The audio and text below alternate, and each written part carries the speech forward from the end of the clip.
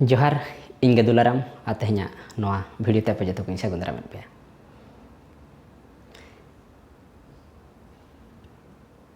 ᱛᱚᱵᱮ ᱛᱮᱦᱮᱧ ᱦᱩᱭᱩᱜ ᱠᱟᱱᱟ ᱟᱵᱚ ᱚᱞ ᱜᱩᱨᱩ ᱜᱚᱢᱠᱮ ᱛᱟᱹᱠᱤᱱᱟᱜ ᱡᱟᱦᱟᱸ ᱚᱞᱪᱤᱠᱤ ᱨᱮᱱ ᱜᱩᱨᱩ ᱜᱚᱢᱠᱮ ᱛᱟᱹᱠᱤᱱ ᱢᱮᱱᱟᱜ ᱟᱠᱟᱫ ᱠᱤᱱ ᱯᱚᱸᱰᱤᱛ ᱨᱚᱜᱷᱩᱱᱟᱛᱷ ᱢᱩᱨᱢᱩ ᱛᱟᱹᱠᱤᱱᱟᱜ ᱡᱟᱱᱟᱢ ᱢᱟᱦᱟ ᱛᱮᱦᱮᱧ ᱫᱚ ᱦᱩᱭᱩᱜ ᱠᱟᱱᱟ 5 ᱢᱮ।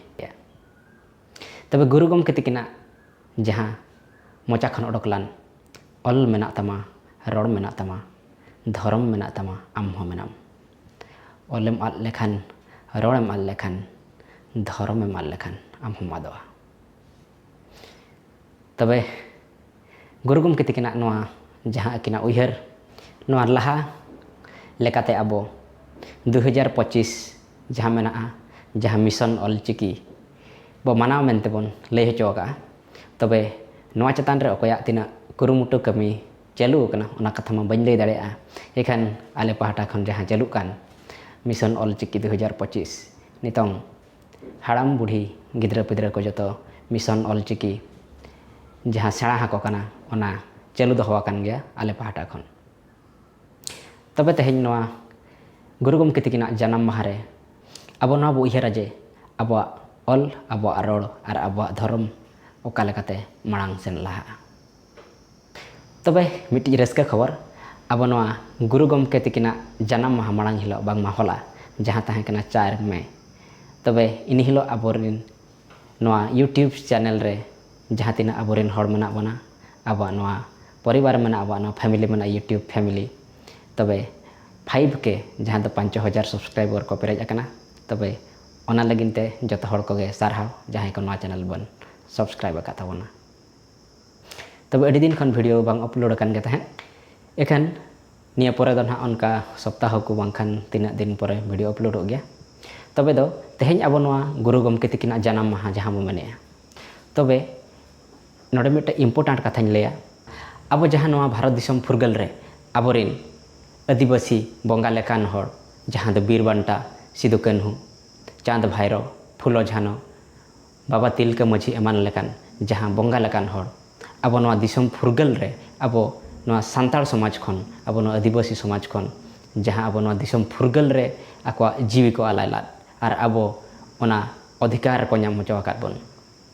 तबे उनकागे नोआ हिजुक कान भोट गापा मेयांग चालुआ अब नोआ मे मास रे चालुआ। तबे अब नोआ को जिनिस उयहर मा अब नोआ भोट अब अधिकार अब टाका पैसा ते बांग अखरिኛते अब उनकान सरकार बा उनकान नेता अब मिट्टी पन बाछावया जहाँ अब लगिन कमी मा अब ओलोग पढ़ाव अब रेंगेज नाचार अब नोआ ऑलचिकी अब नोआ धर्म दाड़े मांग सेन लहा मा उनकान हर भोट एमा को मा आर ओकोय 900 1000 2000 2000 ते बो अखरिñोआ आर अब नोआ भविष्य ताबन बन बेकारा। तबे उनकान कमी दो आलोबन कमी मा आबोरिन गिद्रा पिद्रा हा भविष्य कथा उयहर मा आबोरिन गिद्रा पिद्रा चेक लेकारे शिक्षित को बनाव दाड़ेया चेक लेकाते आको मिट्टी रोजगार को नाम दाड़ेया। तो उनकान को जहाँ पार्टी पे नामेट को बांगमा जहाँ राजनेता मेना को उनको के भोट एमा कोमा आर अकोय दड़ो इन दोन हई दड़ो ओना दा आलो नेल मा जहाँ गे अब बखराय कमिया मेनते मेनिआय आर जहाँ कमी का मांग खन तो उनकान को नेल कोमा। तबे नोआ भोट इदी कते तो तेहेñ दो निका गे ना लैया आर अलग वीडियो रे नोआ कदो नामोआ। तबे तेहेñा नोआ अब गुरु गमके तकिना जन्म माहा रे अब निनंग उयहर मा अब रोड़ लांदा ऑलचिकी एनेज सेरेñ अब शिक्षित अब लायलाकचार और अब धर्म दाड़े अब भविष्य ओकासेन नामोआ ओना साहा भोट एम्मा। तबे तेहेñा वीडियो दो नोंका धारा गे आर तेहेñ लेट पे 5K को पेरेज अकना। तबे ओना बखरे अड़ी अड़ी सारहाव जोहार।